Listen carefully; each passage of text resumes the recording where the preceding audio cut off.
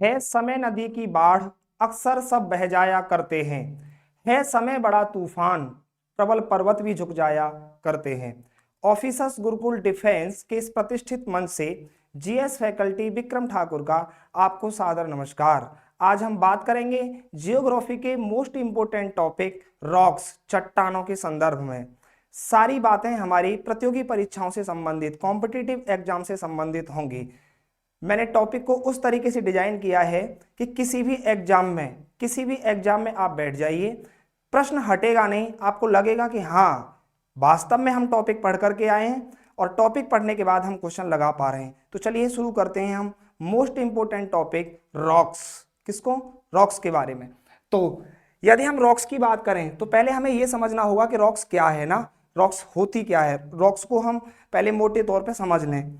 तो जब हम रॉक्स की बात करें तो ये कह रहा है all those substances found on the earth surface that are not metals whether they are soft like clay और hard like granite are called rocks can be hard like granite and sandstone और soft like clay and sand.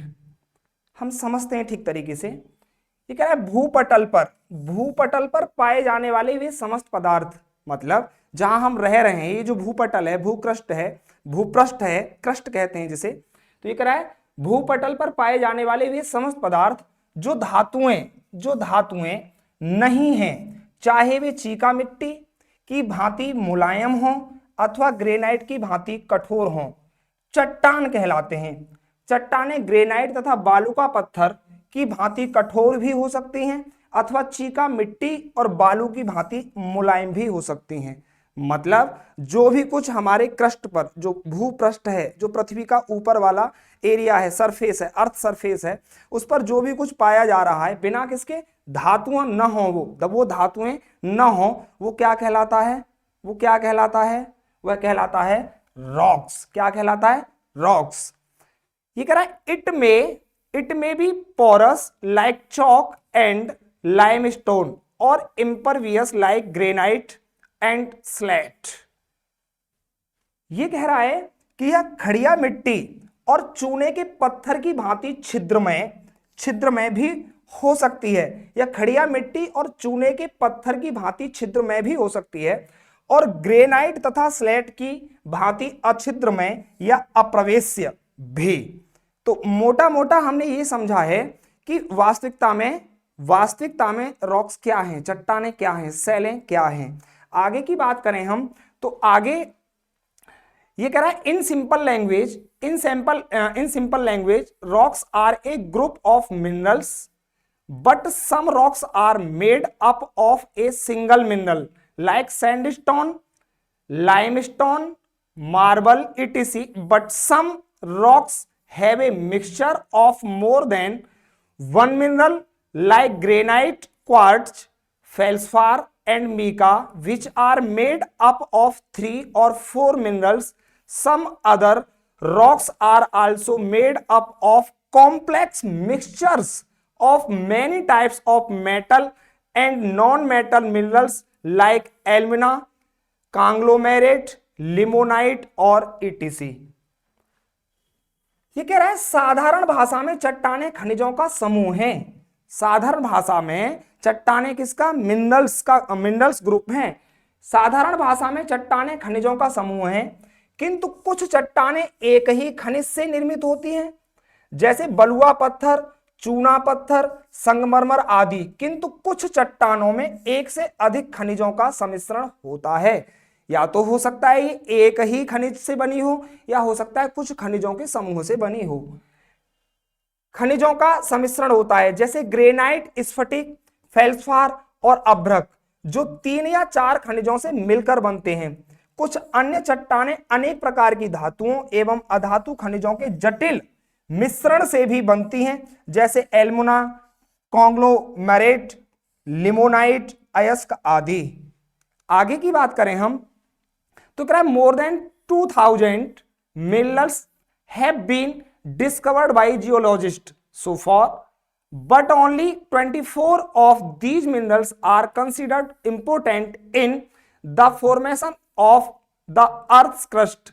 Minerals are chemical compounds of basic elements with special properties. It is worth noting that only 24 minerals are called rock forming minerals, but out of these only 6 minerals are found primarily.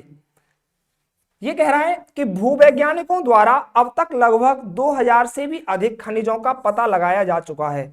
मतलब अब तक जितने भी हमारे भूवैज्ञानिक हैं उन्होंने 2000 खनिजों को क्या कर लिया है, डिस्कवर कर लिया है, पता लगाया जा चुका है। किंतु भूपटल के निर्माण में इनमें से केवल 24 खनिज ही महत्वपूर्ण माने जाते हैं। कितने? 24 खनिज। हम जिस जगह पर रह रहे हैं, हम जिस पृथ्वी के स्थान पर रह रहे हैं, मतलब ऊपर जो अर्थ सरफेस है जिस पर हम रह रहे हैं, ये मोटे तौर पे 24 खनिजों से मिलकर के बनी है। किससे? 24 खनिजों से मिलकर के बनी है। खनिज विशेष प्रकार के गुणों वाला मूल तत्वों का रासायनिक यौगिक होता है। ज्ञातव्य है कि 24 खनिजों को ही चट्टान निर्माता खनिज की संज्ञा दी जाती है। इनमें से भी मात्र 6 खनिज ही प्रधान रूप से पाए जाते हैं। इनमें से भी सबसे ज्यादा जो पाए जाते हैं वो कौन से पाए जाते हैं? 6 मिनरल्स, 6 खनिज ही पाए जाते हैं। अगर among these minerals feldspar, quartz, pyroxenes, amphiboles, mica and olivine are notable. Among the rock forming mineral groups, silicates, feldspar, mica, etc. are the most important, and oxidized quartz, hematite, magnetite, etc. and carbonates, calcite, dolomite come next respectively. ये कह रहा है इन खनिजों में feldspar, quartz, स्फटिक, पायरोक्सीज, एम्फीबोल्स, अभ्रक तथा olivine उल्लेखनीय हैं। किसमें? ये जो हम कह रहे हैं 2000 कुल मिलाकर के 2000 खनिज खोज लिए गए, उनमें से जो क्रस्ट है वो 24 खनिजों से बना हुआ है, लेकिन उनमें से भी मुख्य जो खनिज हैं वो कितने हैं? 6 खनिज हैं ना, 6 मिनरल्स हैं। तो कह रहा है चट्टान निर्माणकारी खनिज वर्गों में सिलिकेट, फेल्सफार, अभ्रक आदि सर्व प्रमुख हैं एवं ऑक्साइड, कार्च, हेमेटाइट, मैग्नेटाइट आदि तथा कार्बोनेट, कैल्साइट, डोलोमाइट आदि का स्थान क्रमशः उसके बाद आता है। नेक्स्ट आगे की बात करें हमें यह जानना है कि जो चट्टान होती है ना, उनमें मोस्टली जब हम ये टॉपिक भी पढ़ेंगे तो ज्यादातर हम बात कर रहे होंगे ग्रेनाइट और बेसाल्ट की, ग्रेनाइट, बेसाल्ट। और सबसे पहले हमें ये जान लेना चाहिए कि वास्तविकता में ग्रेनाइट और बेसाल्ट होता क्या है, ग्रेनाइट क्या होता है और बेसाल्ट क्या होता है। तो ये कह रहा है what is granite and basalt, what is granite and basalt, मतलब ग्रेनाइट क्या होता है और बेसाल्ट क्या होता है। तो अगर हम ग्रेनाइट की बात करें कि ग्रेनाइट क्या होता है, तो hard crystalline coarse grained light coloured rocks, these are found in large quantities in the core of the earth. These are made up of orthoclase, feldspar, mica, quartz and hornblende minerals. ये कह रहा है granite. अगर हम granite की बात करें तो कठोर क्रिस्टलीय मोटे दाने वाली हल्के रंग की चट्टानें होती हैं।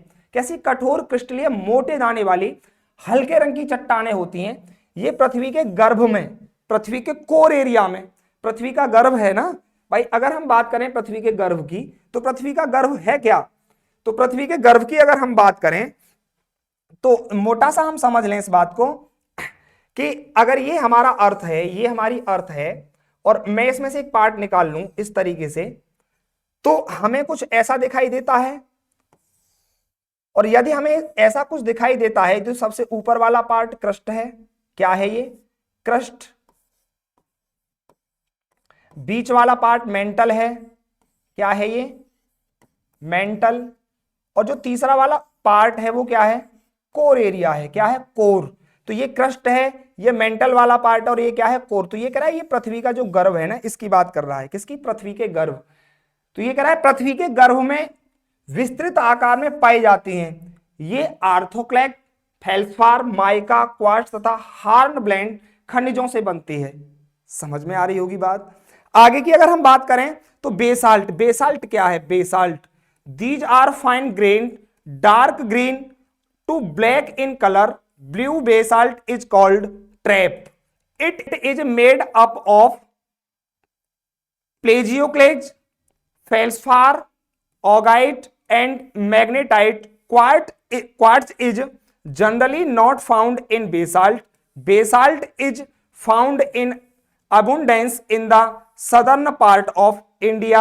The basalt of Raj Mahal is also famous. मतलब बेसाल्ट को अगर हम समझें ठीक तरीके से तो ये कह रहा है बेसाल्ट ये महीन दानेदार गहरे रंग से लेकर काले रंग के होते हैं. नीले बेसाल्ट को ट्रैप कहते हैं. क्या बोलते हैं? ट्रैप. ये प्लेजी, ऑक्लैक्स, फेल्सफार, ऑगाइट तथा मैग्नेटाइट से मिलकर बना होता है. सामान्यतः बेसाल्ट में क्वार्ट्ज नहीं पाया जाता है. भारत के दक्षिणी भाग में बेसाल्ट खूब मिलता है. अगर हम भारत के दक्षिणी भाग की बात करें, मतलब सदर्न इंडिया की बात करें, तो वहां पर हमें ये बहुत मात्रा में मिलता है. राजमहल की बेसाल्ट भी विख्यात है. भारत में राजमहल की पहाड़ियां हैं, राजमहल हिल्स, तो वहां पर भी क्या मिलता है? हमें क्या मिलता है? बेसाल्ट मिलता है. ठीक है ना. आगे की बात करें, हम रॉक्स की ही बात करते हैं अभी. तो ये कह रहा है the number of elements in the earth crust is 110, but only 8 of these are considered important in the formation of the crust. It can be रफली said that 98.77% of the earth's surface is made up of only 8 minerals. Oxygen 46.8%, silicon 27.7%, aluminum 8.13%, iron 5.0%, calcium 3.63%, sodium 2.83%, potassium 2.59% and magnesium 2.09%.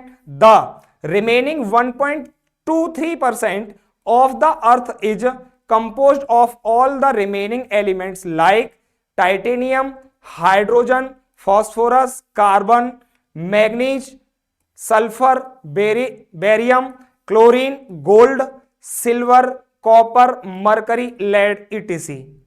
मतलब कह रहा है ये कह रहा है कि पृथ्वी के क्रस्ट में तत्वों की संख्या 110 है. अगर हम पृथ्वी के क्रस्ट की बात करें, अभी मैंने जैसे समझाया क्या है क्रस्ट, ये ऊपर वाला पार्ट क्रस्ट ही तो है, मेंटल और फिर कोर. तो ये कह रहा है पृथ्वी के क्रस्ट में तत्वों की संख्या 110 है, किंतु भूपृष्ठ के निर्माण में इसमें से केवल 8 ही प्रमुख माने गए हैं. मोटे रूप में कहा जा सकता है कि भूपृष्ठ का 98.77% भाग केवल 8 खनिजों, ऑक्सीजन 46.8%. नोट कर लेना बहुत अच्छे तरीके से कि पृथ्वी के क्रस्ट में सबसे ज्यादा क्या पाया जाता है. तो कह रहा है केवल 8 खनिजों में से ऑक्सीजन 46.8%, सिलिकॉन 27.7%, एल्युमिनियम 8.13%, लोहा 5.0, कैल्शियम 3.63%, सोडियम 2.83%, पोटेशियम 2.59% और मैग्नीशियम 2.09% से निर्मित है. पृथ्वी के शेष 1.23% भाग की रचना titanium, hydrogen, phosphorus, carbon, manganese, गंधक, बेरियम, क्लोरीन, सोना, चांदी, तांबा, पारा, सीसा आदि से सभी तत्वों से हुई है.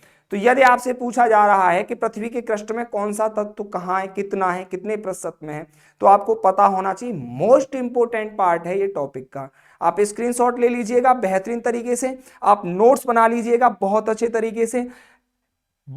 तरीके से पता होना चाहिए आपको कि पृथ्वी में सर्वाधिक तत्व कौन सा पाया जाता है और उसकी क्या क्या प्रॉपर्टीज हैं. ठीक है. नेक्स्ट आगे की बात करें हम, तो कह रहा है क्लासिफिकेशन ऑफ रॉक्स. अगर हम रॉक्स की बात करें तो रॉक्स का क्लासिफिकेशन, चट्टानों का वर्गीकरण. तो कह रहा है rocks can be divided into 3 parts according to their method of formation.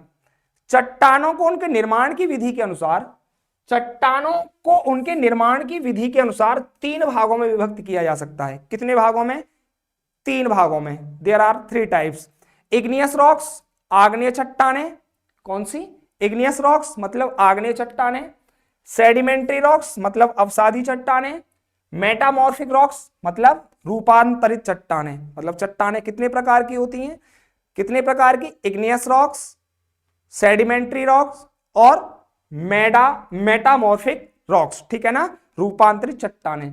आगे की बात करें हम तो हमें सबसे पहले जानना है कि इग्नियस रॉक्स, आग्नेय चट्टानें क्या हैं, मतलब इग्नियस जो रॉक्स हैं ये क्या हैं, आग्नेय चट्टानें क्या हैं। तो क्या है, the lava that comes out of the earth during volcanic eruption, जब ज्वालामुखी की घटना घटित होती है, जब ज्वालामुखी आता है तो क्या है, gets converted into igneous rocks after it solidifies and cools down on the surface. जब वो लावा निकल के आता है तो सरफेस पे क्या होता है, कूल डाउन होता है ना। तो ये कह रहा है they are also called primary rocks because they are formed first after the origin of the earth. These are granular, layerless and hard rocks which are less affected by chemical weathering due to being impermeable। ये कहना चाह रहा है कि ज्वालामुखी उद्गार के समय भूगर्भ से निकलने वाला लावा ही धरातल पर जमकर जब ठंडा हो जाता है तो हो जाने के पश्चात आग्नेय शैलों में परिवर्तित हो जाता है। वो किसमें, आग्नेय शैलों में, क्योंकि ये सबसे प्राइमरी घटना है, परिवर्तित हो जाता है। पृथ्वी की उत्पत्ति के पश्चात सर्वप्रथम इनका ही निर्माण होने के कारण, जब पृथ्वी की उत्पत्ति हुई, ओरिजिन ऑफ द अर्थ मतलब जब पृथ्वी का निर्माण हुआ, तो ये कह रहा है कि निर्माण होने के कारण ही इन्हें प्राथमिक शैल भी कहा जाता है। तो जो इग्नियस रॉक्स होती हैं इन्हें क्या बोला जाता है, प्राथमिक रॉक्स, मतलब ये ही प्राइमरी रॉक्स हैं, प्राथमिक शैल भी कहा जाता है। ये रवेदार परतविहीन मतलब इनमें लेयर्स नहीं होती हैं, लेयरलेस होती हैं, एवं कठोर प्रकृति की चट्टानें हैं जो अप्रवेश्य मतलब जो इम्परमिएबल हैं, जो अप्रवेश्य होने के कारण रासायनिक अपक्षय से कम प्रभावित होती हैं। मतलब यहां वेदरिंग नहीं हो पाती, अपक्षय नहीं होता, वेदरिंग से ये कम प्रभावित होती है, मतलब अफेक्ट ही नहीं होती। आगे कह रहा है but due to mechanical and physical weathering their disintegration and dissociation begins, fossils are not found in these rocks। ध्यान देने योग्य बात है, प्रश्न पूछा जा चुका है परीक्षा में कि ऐसी कौन सी चट्टानें हैं जिनमें फॉसिल्स नहीं पाए जाते हैं, मतलब जहां पे फॉसिल्स नहीं मिलते हैं, ठीक है ना, फॉसिल्स नहीं पाए जाते हैं। आगे की बात, metamorphic and sedimentary rocks are formed directly और indirectly from these granite, basalt, pegmatite, diorite, ग्रेवन, pitchstone, pumice etc are examples of igneous rocks. ये सब किसके, इग्नियस मतलब आग्नेय चट्टानों के उदाहरण हैं। ये कह रहा है लेकिन यांत्रिक एवं भौतिक अपक्षय के कारण इनका विघटन तथा वियोजन प्रारंभ हो जाता है। किसके, यांत्रिक एवं भौतिक अपक्षय, अपक्षय मतलब वेदरिंग, प्रारंभ हो जाता है। इन चट्टानों में जीवाश्म नहीं पाए जाते हैं, मतलब इन चट्टानों में फॉसिल्स नहीं होते हैं, जीवाश्म नहीं होते, क्योंकि ये कहां से आ रहे होते हैं, कोर, पृथ्वी के इंटरनल पार्ट से, कोर एरिया से निकल के आ रही होते हैं ना, मतलब कायदे से ही लावा ही होता है ना। लेकिन जब ये ठंडा हो जाता है तो ठंडा होने के बाद चट्टान का रूप धारण कर लेता है, फॉर्मेशन हो जाता है।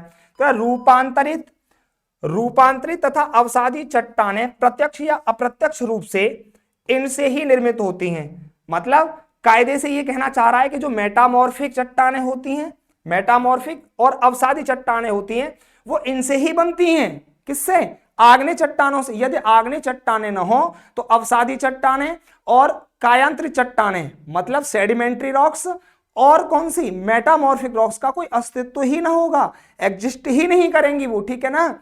तो ये कह रहा निर्मित होती हैं granite, basalt, pegmatite, diorite, gabbro, pitchstone, pumice आदि आग्नेय चट्टानों के उदाहरण हैं। ये सब किसके उदाहरण हैं, आग्नेय चट्टानों के उदाहरण हैं, ठीक है ना। नेक्स्ट आगे की बात करें हम तो क्या, क्लासिफिकेशन ऑफ रॉक्स। अगर हम रॉक्स की क्लासिफिकेशन देखें, चट्टानों का हम क्लासिफिकेशन देखें, कौन सी चट्टानों का? आग्नेय चट्टानों का। तो ये कह रहा है there are two types of igneous rocks as, जो आग्नेय चट्टानें होती हैं वो कितने प्रकार की होती हैं? Two types, there are two types of igneous rocks as. ये कह रहा आग्नेय चट्टानें दो प्रकार की होती हैं। बेस्ड ऑन ओरिजिन, उत्पत्ति के आधार पर अगर हम आग्नेय चट्टानों को देखें तो ये कह रहा है इंटरनल इग्नियस रॉक्स, आंतरिक आग्नेय शैलें, और फिर कह रहा है एक्सट्रूसिव रॉक्स, बाह्य शैलें। ये बाह्य शैलों की बात कर रहा है। दूसरी तरफ देखें हम तो कह रहा है बेस्ड ऑन केमिकल स्ट्रक्चर, रासायनिक संरचना के आधार पर यदि हम देखें किसको? आग्नेय चट्टानों को, तो कह रहा है एसिडिक रॉक्स मतलब अम्लीय शैलें, और कह रहा है बेसिक रॉक्स मतलब क्षारीय शैलें। ये दो प्रकार की होती हैं, ठीक है ना। नेक्स्ट आगे की बात करें हम तो ये कह रहा है there are two types of intrinsic igneous rocks, आंतरिक आग्नेय शैलें दो प्रकार की होती हैं। कहां से लेकर के आ रहे हैं हम ये कह रहे हैं कि ये बेस्ड ऑन ओरिजिन, उत्पत्ति के आधार पर जिस हम आग्नेय शैल की बात कर रहे थे, तो ये कह रहा है आंतरिक शैलें होती हैं और बाह्य शैलें होती हैं। कौन सी होती हैं? बाह्य शैलें होती हैं। फिर ये कह रहा है कि आंतरिक शैलें दो प्रकार की होती हैं। There are two types of intrinsic igneous rocks. ये जो आंतरिक शैलें ये दो प्रकार की होती हैं। एक होती हैं प्लूटोनिक रॉक्स, पातालिक चट्टानें, और एक क्या होती हैं? हाइपोबाइसल रॉक्स, मध्यवर्ती चट्टानें। क्या होती हैं? मध्यवर्ती चट्टानें हाइपोबाइसल रॉक्स होती हैं। क्या होती हैं? हाइपोबाइसल रॉक्स, मध्यवर्ती चट्टानें। तो मोटा मोटा समझ में आ रहा होगा, कुछ दिमाग में बैठ भी रहा होगा, ठीक है। नेक्स्ट आगे की बात करें हम तो सबसे पहले हम पातालिक चट्टानों को समझते हैं ना, मतलब हम बात करते हैं प्लूटोनिक रॉक्स कि प्लूटोनिक रॉक्स क्या होती हैं। तो ये कह रहा है this type of igneous rocks are formed at great depth of the earth since their cooling, deposition and solidification takes place at greater depths where the temperature is high, hence their rate of cooling is slow. Due to this region, more and larger grains are found in them. For example, granite, gravo and diorite etc. दूसरी तरफ देखते हैं हम, यह कह रहा है इस प्रकार की आग्नेय चट्टानों का निर्माण पृथ्वी की अधिक गहराई में होता है, मतलब पृथ्वी की अधिक डेप्थ, ठीक है ना, अधिक गहराई में होता है। चूंकि इनका ठंडा होना, जमाव एवं ठोस होना अधिक गहराई में होता है, जहां पर तापमान अधिक होता है, जहां पर टेम्परेचर हाई होता है, तापमान अधिक होता है, अतः इनके ठंडा होने की गति मंद होती है। जब टेम्परेचर ज्यादा होता है तो ठंडी बहुत धीमी गति से होती है, स्लो एंड स्टेडी।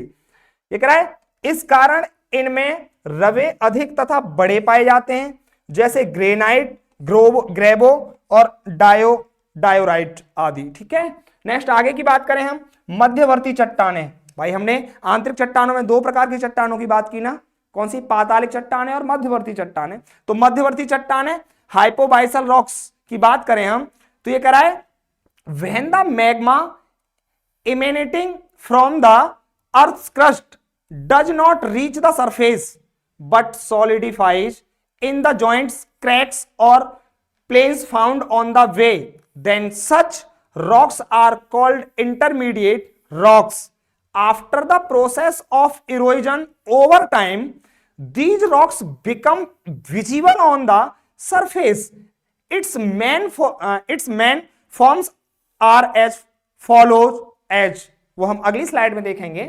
ये कह रहा है भूगर्भ से निकलने वाला मैग्मा जब धरातल पर न पहुंचकर, मतलब अर्थ सरफेस पर वो रीच आउट नहीं करता है, अर्थ सरफेस पर नहीं पहुंचता है, तो धरातल पर न पहुंचकर मार्ग में मिलने वाली संधियों, मतलब जब लावा निकल के आ रहा होता है तो किन्हीं चट्टानों के बीच में कुछ ज्वाइंट्स होते हैं या क्रैक्स होती हैं, तो ये कह रहा है मार्ग में मिलने वाली संधियों, दरारों अथवा तलों में ही जमकर ठोस हो जाता है, तो ऐसी चट्टानों को मध्यवर्ती चट्टानें कहा जाता है। कालांतर में अपर्दन की क्रिया के उपरांत ये चट्टानें धरातल पर दृष्टिगोचर होने लगती हैं। इसके मुख्य रूप अधोलिखित हैं, इसके कुछ मुख्य रूप हैं, ठीक है ना। ये कह रहा है कि कालांतर में अपर्दन, इरोजन की प्रक्रिया होती है, जिससे क्या होता है ये कह रहा है कालांतर में अपरदन की क्रिया के उपरांत ये चट्टानें धरातल पर दृष्टिगोचर होने लगती हैं। इसके मुख्य रूप अधोलिखित हैं ना, वो क्या रूप हैं इसके, तो हम देखते हैं। सबसे पहले बात करेंगे हम लेकोलिथ की। किसकी बात करेंगे हम, लेकोलिथ। वही जो पीछे हम समझ के आ रहे हैं ना कि कुछ फॉर्मेशन होते हैं कहां, मध्यवर्ती चट्टानों में ना, हाइपोबाइसल चट्टानों में, तो उसकी ही बात कर रहे हैं लेकोलिथ। एक बहुत जबरदस्त एनडीए में सीडीएस में कई बार यहां से क्वेश्चन आए, लेकोलिथ, बैथोलिथ, फैकोलिथ, डाइक, सिल। तो ये हम समझेंगे बहुत अच्छे तरीके से। टॉपिक को बनाया ही इस तरीके से गया है कि किसी भी एग्जाम में आप बैठ जाइए, क्वेश्चन आपका लग जाए, आपको लगे कि हाँ वास्तव में हम कहीं पढ़ करके आए और किसी ने कुछ पढ़ाया है हमें, ठीक है। तो कह रहा है laccoliths, laccoliths are dome shaped deposits of lava that are formed when hot lava fills up between layers. Its upper layer rises upward in the form of a dome due to the pressure of vapor and gas, and the empty space is filled the lava. अगर हम समझें इसको तो ये कह रहा है छत्रशिला, मतलब ये जो लेकोलिथ है ना, इसको सही रूप में क्या कहते हैं, छत्रशिला, ठीक है ना।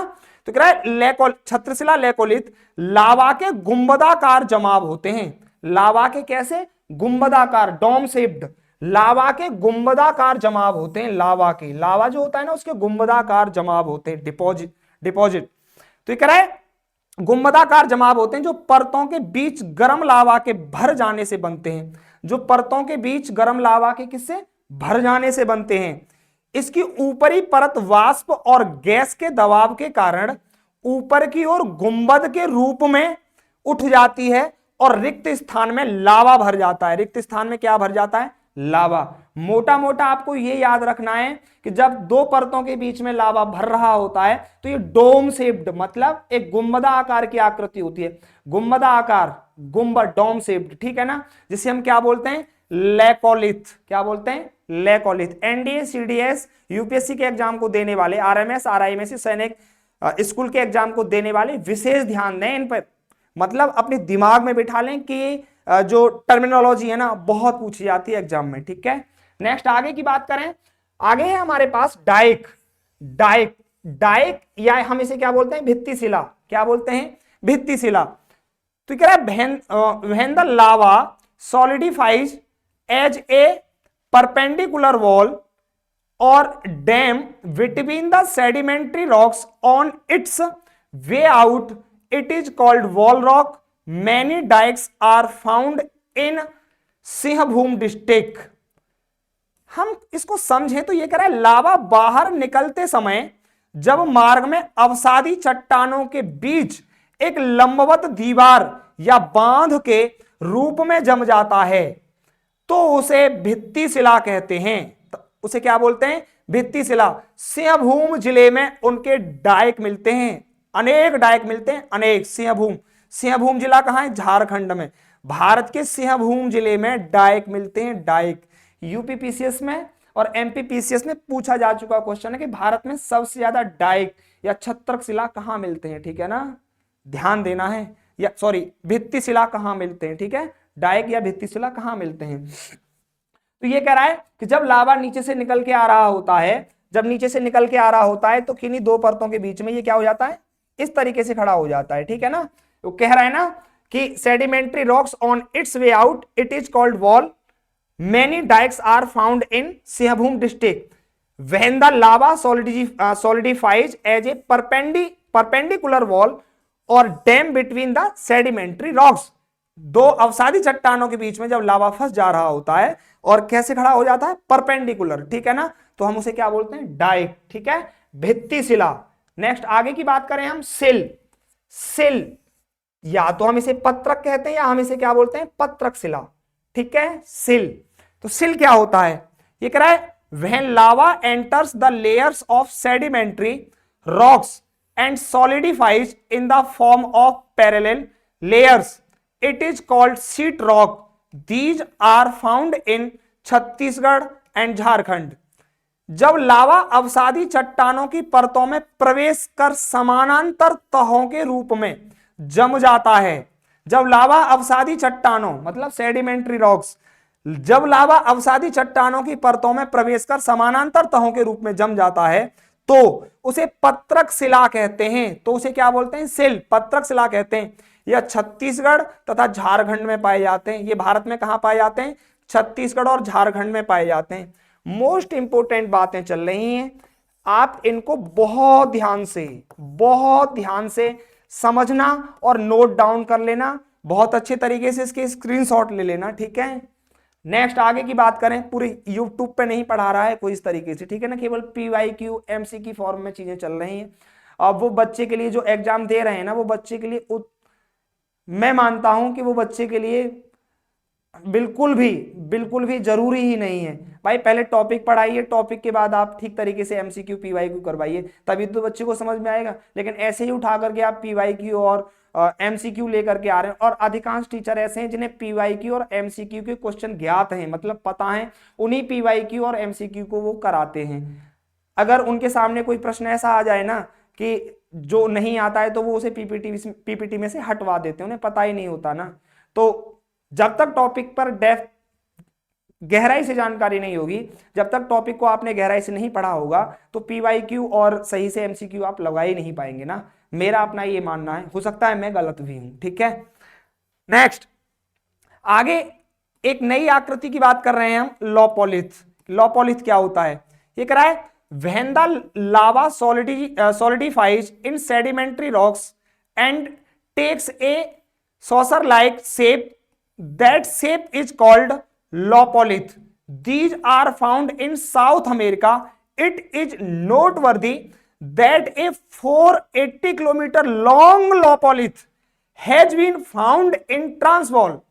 ये कह रहा है अवसादी चट्टानों में जब लावा जमकर तस्तरी नुमा आकार ग्रहण कर लेता है, तस्तरी नुमा, सॉसर लाइक शेप, तस्तरी नुमा आकार ग्रहण कर लेता है, तो उस आकृति को लोपोलिथ कहा जाता है। मतलब क्या बन जाती है वो? तस्तरी, थाली के रूप में ना, तस्तरी नुमा आकृति को क्या बोलते हैं? लोपोलिथ। ये दक्षिणी अमेरिका में मिलते हैं। कहां पर मिलते हैं? साउथ अमेरिका में। ध्यातव्य है कि ट्रांसवाल में 480 किलोमीटर लंबा लोपोलिथ पाया गया है। कितना? 480 किलोमीटर लंबा एक तस्तरी नुमा आकृति पाई गई है, जिसे हम क्या बोलते हैं? लोपोलिथ। क्या बोलते हैं? लोपोलिथ। आप इसमें देख रहे होंगे चित्र में कि लोपोलिथ ये कह रहा है कि तस्तरी नुमा एक आकृति बन जाती है। कहां? जब अवसादी चट्टानों में लावा फंस जाता है ना, या जम जाता है, ठीक है, तो एक तस्तरी नुमा आकृति लेता है। नेक्स्ट आगे की बात करें, फेकोलिथ। फेकोलिथ की बात करें हम, मोस्ट इंपोर्टेंट बातें चल रही हैं, आप इनको ध्यान से पढ़िएगा ना, बहुत ध्यान से देखिएगा। ये कह रहा है phacoliths are wavy deposits of lava underground. Phacolith भूमि के भीतर लावा का लहरदार जमाव होता है। मतलब जब लावा लहरदार वेवी डिपॉजिट्स, लहरदार रूप से लावा जब पृथ्वी में अंदर जम जाए, तो हम उसे क्या बोलते हैं? फेकोलिथ बोलते हैं। क्या बोलते हैं? फेकोलिथ। आप देख रहे होंगे चित्र में, फेकोलिथ है ना, लहरदार वेवी डिपॉजिट हो रहा है, ठीक है ना, वेवी डिपॉजिट हो रहा है। इस तरीके से अगर जम जाए तो हम इसे क्या बोलते हैं? फेकोलिथ। नेक्स्ट आगे की बात करें हम, बैथोलिथ। एक नई आकृति, मतलब एक और आकृति होती है बैथोलिथ। तो बैथोलिथ जो होती है वो क्या होती है, उसको समझ लेते हैं हम। ये कह रहा है these are mainly found in mountainous regions where volcanoes are active, where huge dome shaped deposits of lava form with steep slopes below the surface. ये मुख्यतः पर्वतीय क्षेत्रों में, कहां पर? ये कह रहा है पर्वतीय क्षेत्रों में, माउंटेनस, ये मुख्यतः माउंटेनस रीजन्स, यह मुख्यतः पर्वतीय क्षेत्रों में जहां ज्वालामुखी क्रियाशील होते हैं, जहां ज्वालामुखी क्या होते हैं? एक्टिव होते हैं, वहां पाए जाते हैं। धरातल के नीचे काफी खड़े ढाल वाले गुंबदाकार रूप में विशाल लावा का जमाव होता है। क्या होता है? विशाल लावा का जमाव होता है। ये कह रहा है where huge dome shaped deposits. लेकिन कहां मिलेंगे ये? हमेशा पर्वतीय एरिया में, ठीक है ना। आपको ये चित्र दिख रहा होगा, दिमाग में एकदम शेप को बिठा लीजिएगा, ठीक है, क्योंकि बहुत ही मोस्ट इंपोर्टेंट बात चल रही, यदि आपको सरकारी नौकरी लेनी है तो, ठीक है ना।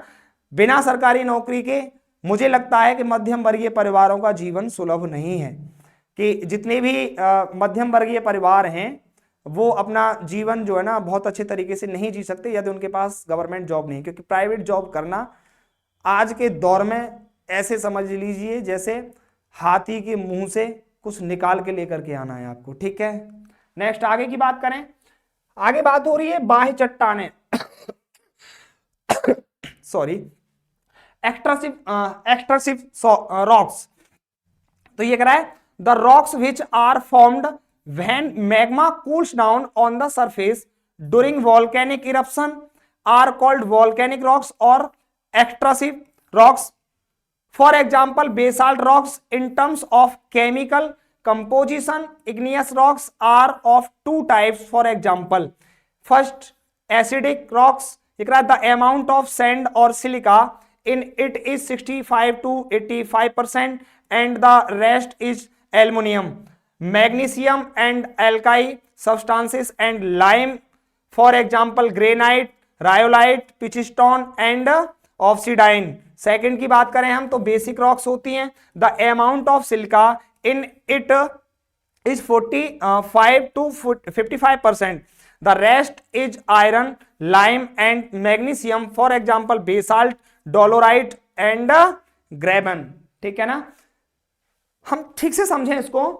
तो ये कह रहा है ज्वालामुखी के उद्भेदन के समय, जब ज्वालामुखी मतलब वोल्केनो इरप्ट होता है, तो ज्वालामुखी के उद्भेदन के समय मैग्मा के धरातल पर आकर ठंडे होने से, जब वॉल्केनिक इरप्शन होता है तो जब मैग्मा निकल के आता है, लावा निकल के आता है, तो धरातल पर आकर ठंडे होने से जो चट्टानें बनती हैं वे ज्वालामुखी चट्टानें अथवा बाह्य चट्टानें कहलाती हैं। अब तक हम बात क्या कर रहे थे कि लावा पृथ्वी के इंटरनल पार्ट में, मतलब वो नीचे ही फंस जा रहा है और वहीं जम जा रहा है ठंडा होकर के, लेकिन अब बात हो रही है कि जब लावा अर्थ की सरफेस पर आ जाता है, मतलब ऊपर आकर के जमने लगता है, तब की बात हो रही है, कहलाती है। जैसे बेसाल्ट चट्टानें रासायनिक संरचना की दृष्टि से आग्नेय चट्टानें दो प्रकार की होती हैं।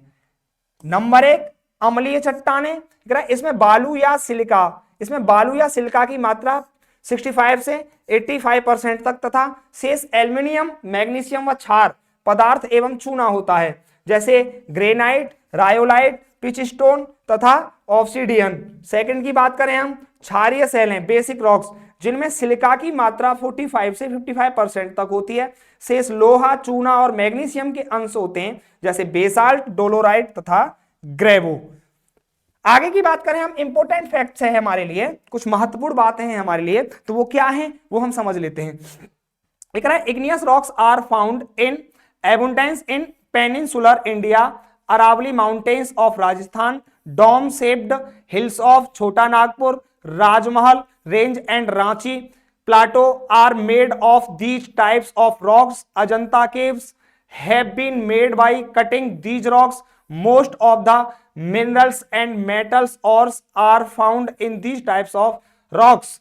Important metal minerals like iron or gold, silver, lead, zinc, copper, manganese, nickel, chromite and platinum are found in igneous rocks. Hard rocks like granite are used in building, construction and decoration. Most of the minerals are found in igneous rocks in Chota Nagpur of India, Central Plateau region of Brazil, Laurasia, sealed parts of United States of America and Canada. ठीक तरीके से समझते हैं इसको हम, इसके हिंदी रूपांतरण को देखते हैं। तो आग्नेय चट्टानें प्रायद्वीपीय भारत में अधिक पाई जाती हैं, पेनिनसुलर इंडिया में ये भारत में बहुत मात्रा में पाई जाती हैं। राजस्थान का अरावली पर्वत, छोटा नागपुर की गुंबदनुमा पहाड़ियां, राजमहल की श्रेणी, भारत में छोटा नागपुर की पहाड़ियां या गुंबदनुमा पहाड़ियां, राजमहल की श्रेणी, राजमहल की पहाड़ियां और रांची का पठार इस प्रकार की चट्टानों के बने हैं। अजंता की गुफाएं इन्हीं को काटकर बनाई गई हैं।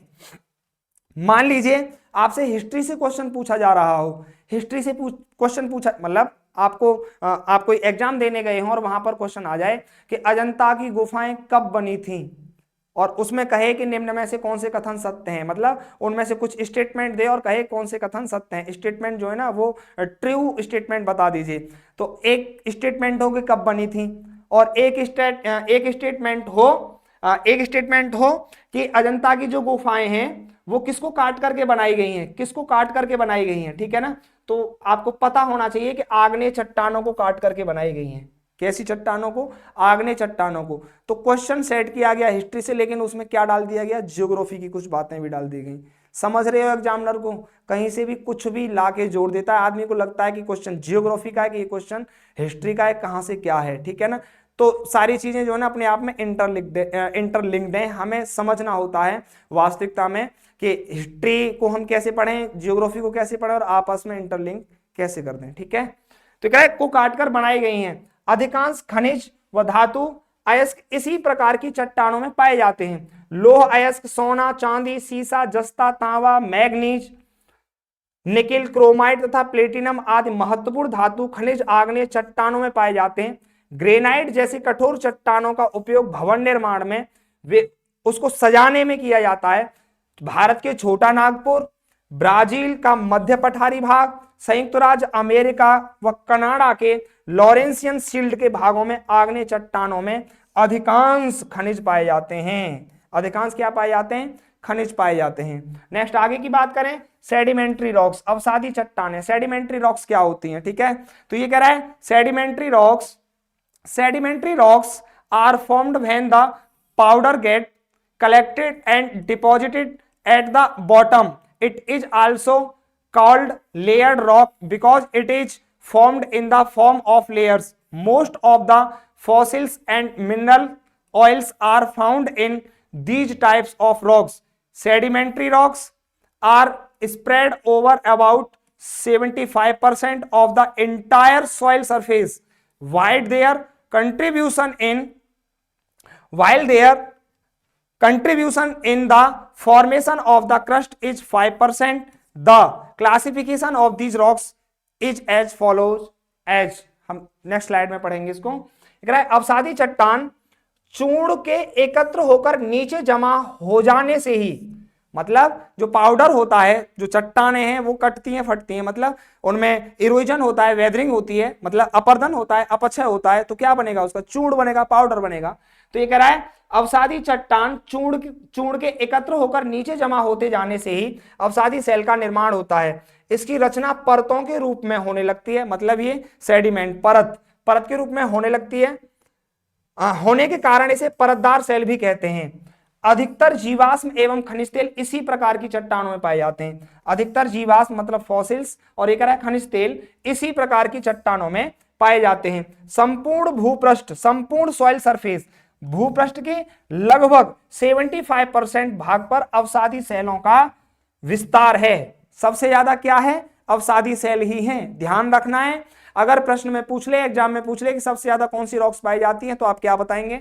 अवसादी सेल 75% का विस्तार है। जबकि क्रस्ट के निर्माण में इनका योगदान 5% है। जबकि क्रस्ट मतलब जो क्रस्ट है, जो पृथ्वी का भूपृष्ठ है, मतलब जो अर्थ सरफेस है, उसके निर्माण में इनका योगदान कितना है? 5% है। इन चट्टानों का वर्गीकरण अधोलिखित है और वो क्या है वो ये देखते हैं हम। सेडिमेंट्री रॉक्स, अवसादी चट्टानें। There are 3 types of sedimentary rocks. अवसादी चट्टानें 3 प्रकार की होती हैं। कौन सी? निर्जैव अवसादी चट्टानें मतलब इनऑर्गेनिक सेडिमेंट्री रॉक्स, और इनऑर्गेनिक सेडिमेंट्री रॉक्स भी होती है ना, वो क्या होती है? बालू प्रधान होती हैं, सैंडस्टोन और क्ले प्रधान मतलब लाइमस्टोन होती हैं। कौन सी? निर्जैव अवसादी चट्टानें, इनऑर्गेनिक सेडिमेंट्री रॉक्स।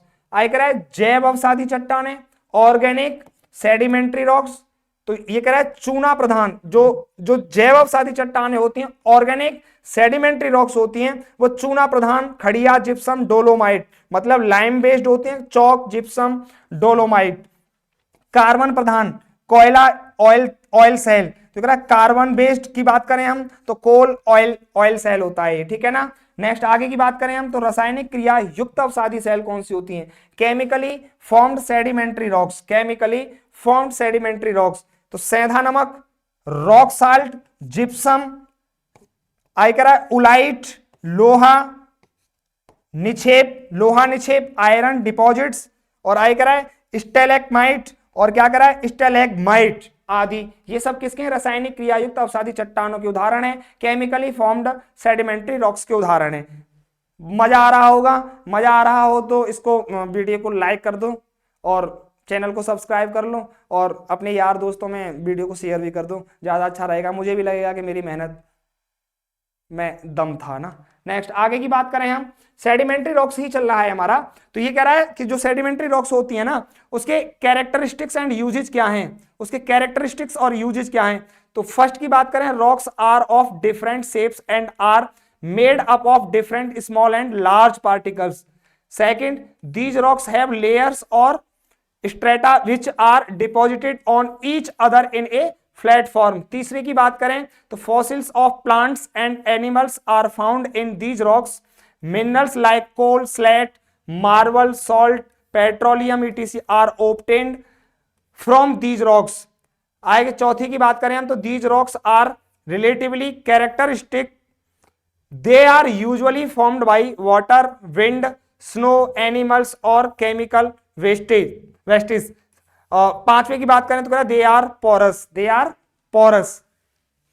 ये कह रहा है विशिष्टताएं और उपयोग, इसके कैरेक्टरिस्टिक्स और यूजेज। तो चट्टानें भिन्न भिन्न रूप की होती हैं, ये जो चट्टानें ना भिन्न भिन्न रूप की होती हैं, जिनका निर्माण छोटे छोटे भिन्न भिन्न कणों से होता है, जिनका निर्माण छोटे छोटे भिन्न भिन्न कणों से होता है। सेकंड, इन चट्टानों में परत अथवा स्तर होते हैं जो एक दूसरे पर समतल रूप में जमे रहते हैं, जो एक दूसरे पे क्या होते हैं, समतल रूप में फ्लैट जमे रहते हैं। तीसरे की बात करें तो इन चट्टानों में वनस्पति एवं जीव जंतुओं के जीवाश्म पाए जाते हैं। इन्हीं चट्टानों से कोयला, स्लेट, संगमरमर, नमक, पेट्रोलियम आदि खनिज प्राप्त किए जाते हैं। चौथे की बात करें तो ये चट्टानें अपेक्षतया विशेषताएं होती हैं। इनका निर्माण सामान्यतः जल, पवन, हिम, जीव जंतु या रासायनिक अपशिष्टों का उद्गम होता है। पांचवे की बात करें तो कह रहा है ये छिद्रमय होती हैं, ये पोरस होते हैं ना, ये छिद्रमय होती हैं। नेक्स्ट आगे की बात करें, सेडिमेंट्री रॉक्स ही चल रहा है अभी हमारा, तो ये कह रहा है sedimentary rocks are useful in many ways at present in all countries that flat sedimentary plains formed by rivers, loess plains of fine sand deposits etc are the most fertile and densely populated areas of the world. Sandstone, limestone etc are used in building construction, which is prepared from limestone, lime and dolomite, and other soils are used in the steel industry. Among the sedimentary rocks, limestone is used to make cement. ठीक है ना। तो guys अवसादी चट्टानें अनेक प्रकार से उपयोगी हैं। वर्तमान में सभी देशों में नदियों द्वारा निर्मित समतल अवसादी मैदान, बालू के महीन जमाव के लॉयस के मैदान आदि विश्व के सबसे उपजाऊ एवं सघन क्रियाकलाप एवं सघन बसाव के प्रदेश हैं। बलुआ पत्थर, चूने के पत्थर आदि का उपयोग भवन निर्माण में किया जाता है, जो चूने के पत्थर से तैयार किया जाता है। चूना एवं डोलोमाइट व अन्य मिट्टियां इस्पात उद्योग में काम आती हैं। अवसादी चट्टानों में चूने के पत्थर का उपयोग सीमेंट बनाने में, क्या बनाने में, सीमेंट बनाने में किया जाता है। नेक्स्ट आगे की बात करें हम, कायांतरित चट्टानें, मेटामॉर्फिक रॉक्स। तो कायांतरित चट्टानें क्या हैं, कह रहा है due to the effect of high temperature, pressure or both and the chemical reaction of high temperature, steam and weather, the original form of igneous and sedimentary rocks changes. The rocks formed as a result of these changes are called metamorphic rocks. The properties, color, minerals, structure and grain size of such rocks are formed completely afresh. These rocks also have the highest hardness and strength. They lack fossils, diamond, marble, mica and quartzite etc are found in such rocks. उच्च तापमान, दबाव अथवा दोनों के प्रभाव से एवं ऊंचे तापमान की वाष्प व जल की रासायनिक क्रिया से आग्नेय और अवसादी चट्टानों के मूल स्वरूप में जो परिवर्तन हो जाता है, मतलब जो आग्नेय शैलें हैं और जो अवसादी शैलें हैं उनमें जो परिवर्तन होता है, उनमें जो परिवर्तन होता है, कह रहा है कि रासायनिक क्रिया से आग्नेय और अवसादी चट्टानों के मूल स्वरूप में जो परिवर्तन हो जाता है, इन परिवर्तनों के फलस्वरूप बनी चट्टानें कायांतरित चट्टानें कहलाती हैं। ऐसी चट्टानों का गुण, रंग, खनिज संरचना एवं कणाकार पूर्णतः नए सिरे से बनते हैं। इन चट्टानों में कठोरता एवं दृढ़ता भी सर्वाधिक होती है। इनमें जीवाश्मों का अभाव होता है। ऐसे शैलों में हीरा, संगमरमर, अभ्रक एवं क्वार्टजाइट आदि पाए जाते हैं। इसी में मिलता है हीरा, किसमें? कायांतरित चट्टानों में। तो कुछ इंपोर्टेंट बातें हैं कि जो रॉक्स होती है ना, वो क्या होती हैं? रूपांतरित होती हैं। तो ये कह रहा है rocks formed by the metamorphism of igneous rocks. तो जो आग्नेय चट्टानों के रूपांतरण से जो बनी सेलें हैं, तो ग्रेनाइट बदल जाती है नीस में, बेसाल्ट बदल जाती है एम्फीबोलाइट में, बेसाल्ट बदल जाती है किसमें? सिस्ट में भी बदलती है, ठीक है ना। अगर रूपांतरित चट्टानों के पुनः रूपांतरण से बनी सेलें, जो कायांतरित चट्टानें होती है ना, रॉक्स फॉर्म्ड बाई मेटाफॉर्मिज्म ऑफ मेटाफॉर्मिक। तो जो रूपांतरित चट्टानों के पुनः रूपांतरण से जो सेलें बनती है, उनकी बात हो रही है। स्लेट बदल जाता है किसमें? फाइलाइट में। आयकरा फाइलाइट बदल जाता है किसमें? सिस्ट में। ग्रेवो किसमें बदल जाता है? सर्पेटाइन में। किसमें? सर्पेटाइन में। आगे की बात करें हम, अवसादी चट्टानों के रूपांतरण से बनी सेलें, जो अवसादी चट्टानें होती हैं, उनके रूपांतरण से जो सेलें बनती हैं, वो सेल बन जाता है स्लेट, लाइमस्टोन बन जाता है मार्बल, और चौक डोलोमाइट बन जाता है संगमरमर, सैंडस्टोन क्वार्टराइज बन जाता है, और जो कांग्लोमेरेट है वो कांग्लोमेरेट किसमें आ जाता है? क्वार्टजाइट में, ठीक है ना। बिटुमिनस कोयला, ग्रेफाइट और हीरा बनता है, ठीक है ना। क्या बन जाता है? ग्रेफाइट, हीरा। मजा आ रहा है ना? बहुत अच्छा टॉपिक है, सच बता रहा हूं। आप एग्जाम में जाएंगे तो आपको कुछ क्वेश्चन दिख जाएंगे ना। मेरा पूरा विश्वास है ऐसा कि आपको कुछ क्वेश्चंस दिखेंगे, आपको लगेगा कि हाँ कुछ पढ़ा है हमने। नेक्स्ट आगे की बात करें हम, चट्टानों का चक्र होता है क्या, कि देखो जब आग्नेय सेलें निकल के आती है ना, आग्नेय सेल के बाद अवसादी सेलें बनती हैं, अवसादी सेलों के बाद क्या बनती हैं? आग्नेय चट्टानें, सॉरी रूपांतरित मेटामॉर्फिक रॉक्स बनती है ना। तो उनका एक चक्र साइकिल है। तो वो साइकिल क्या है? वो साइकिल है कि पहले आग्नेय चट्टानें होती हैं, फिर परतदार चट्टानें होती हैं, और उसके बाद क्या होती हैं? रूपांतरित चट्टानें। तो एक चक्र चलता है पूरा। तो ये जो चक्र है ना, इस चक्र के बारे में पता होना चाहिए आपको, कि पहले आग्नेय चट्टानें बनती हैं, फिर परतदार, मतलब कौन सी चट्टानें? सेडिमेंट्री, और उसके बाद मेटामॉर्फिक, ठीक है ना। इग्नियस रॉक्स, सेडिमेंट्री रॉक्स, और उसके बाद कौन सी? उसके बाद कौन सी? कमेंट करके बताओ कौन सी? मेटामॉर्फिक रॉक्स, ठीक है ना। तो ये भी एक पूरा इसका फॉर्मेशन दिया गया है। आप इसका स्क्रीनशॉट ले लीजिएगा बढ़िया सा, और स्क्रीनशॉट लेकर के आप बेहतरीन नोट्स बना लीजिएगा, ठीक है ना।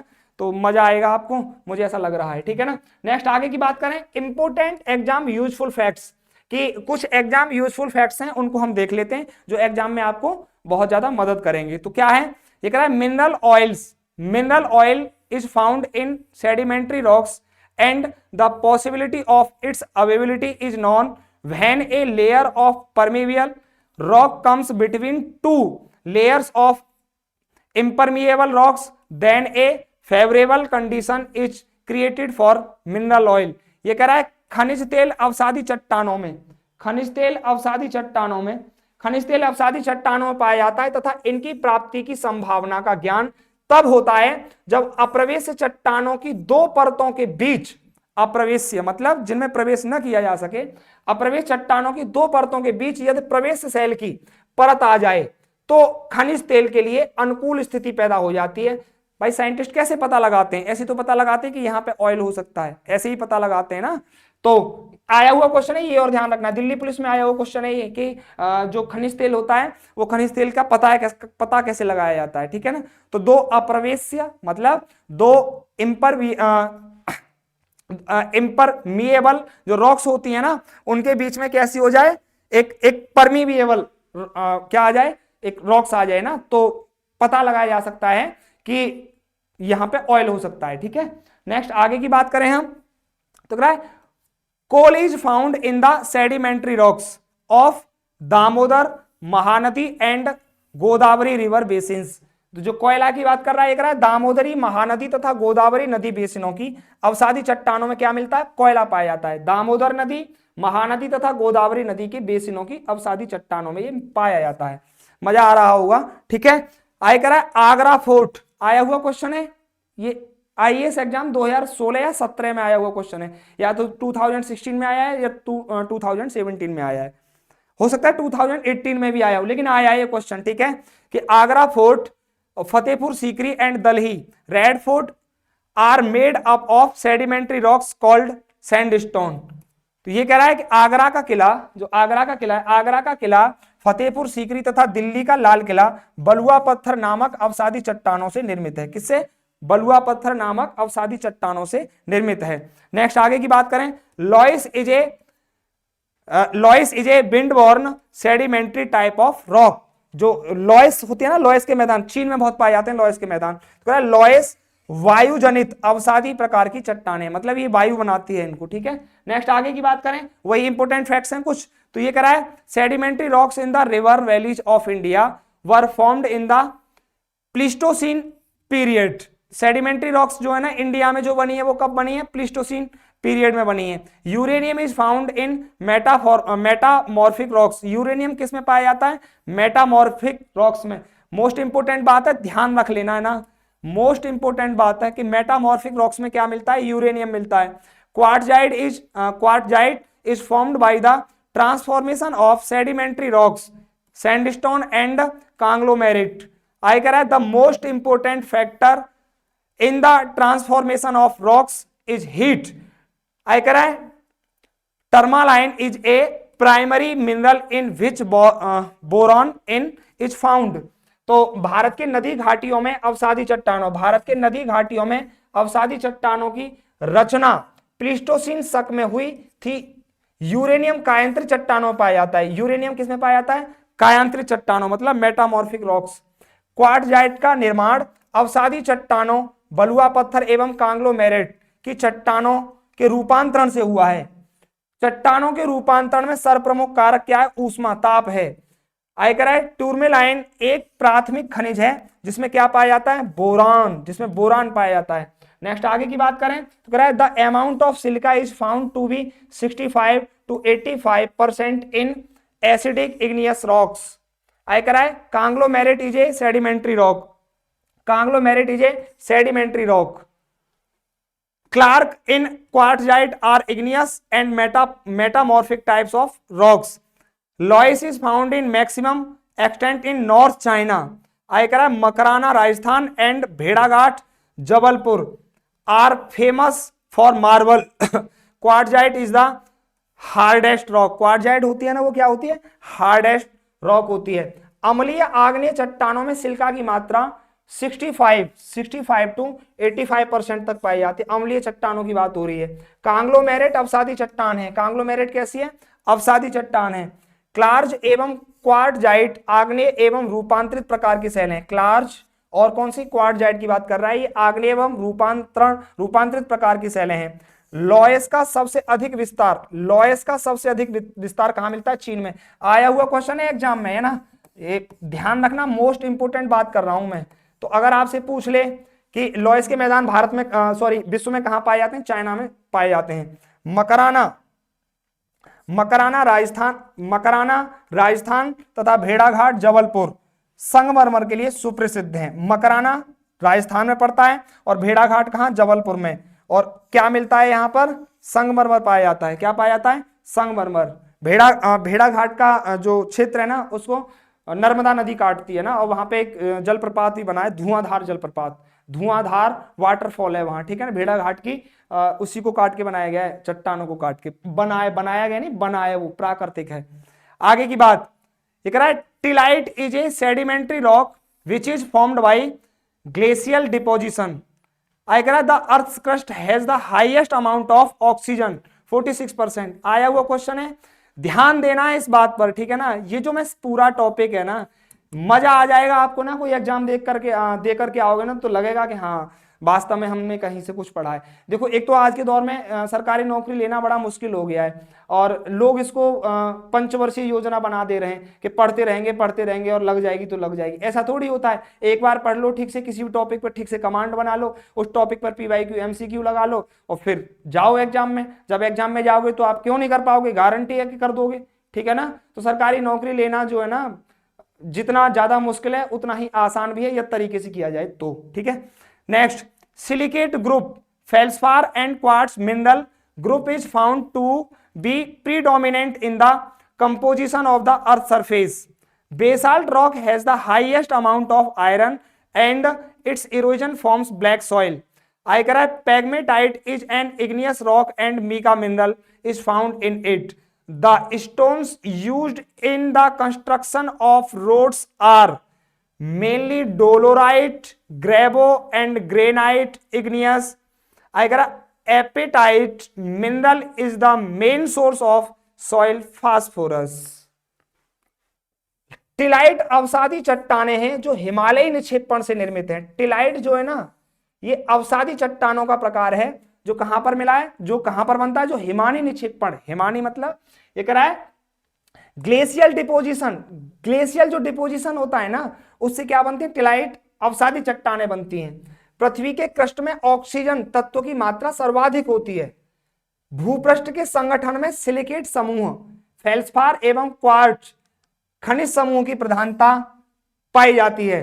बेसाल्ट चट्टान में लोहे की मात्रा सर्वाधिक होती है और उसके क्षरण से काली मिट्टी का निर्माण होता है। ध्यान देना, ये कह रहा है बेसाल्ट, शुरुआत में बता के आया हूं ग्रेनाइट और बेसाल्ट क्या होता है। तो बेसाल्ट चट्टान में लोहे की मात्रा सर्वाधिक होती है और उसके क्षरण से क्या होता है, काली मिट्टी का निर्माण होता है। आय कह रहा है पेग्माटाइट आग्नेय चट्टान है तथा इसमें अभ्रक खनिज पाया जाता है। इसमें क्या पाया जाता है, अभ्रक। सड़कों के निर्माण में प्रयुक्त पत्थर मुख्यतः डोलोराइट, ग्रेवो एवं ग्रेनाइट आग्नेय होते हैं। आय कह रहा है एपेटाइट खनिज मृदा फास्फोरस का मुख्य स्रोत है। क्वेश्चन आया हुआ है एग्जाम में कि फास्फोरस किस में पाया जाता है, तो एपेटाइट खनिज जो है ना, अगर एपेटाइट खनिज मृदा फास्फोरस का मुख्य स्रोत है, मृदा फास्फोरस का मुख्य स्रोत है। तो मैं आशा करता हूं आपको टॉपिक में बड़ा मजा आया होगा, आपको लगा होगा कि ये हमारे लिए यूजफुल है, और लगा ही नहीं होगा, मैं अपनी तरफ से विश्वास दिला रहा हूं आपको। और मैं आपसे कह रहा हूं, कुछ प्रतिशत में कह रहा हूं आपसे कि ये आपके लिए वाकई यूजफुल है, ठीक है ना। तो आज के लिए इस टॉपिक में मेरे पास इतना ही है। इस भाग दौड़ भरी जिंदगी में आप अपना बहुत ख्याल रखिए। मैं ऐसे ही विषय वीडियो के साथ आपके समक्ष पुनः फिर उपस्थित होऊंगा। तब तक के लिए दीजिए मुझे इजाजत। जय हिंद, जय भारत, वंदे मातरम।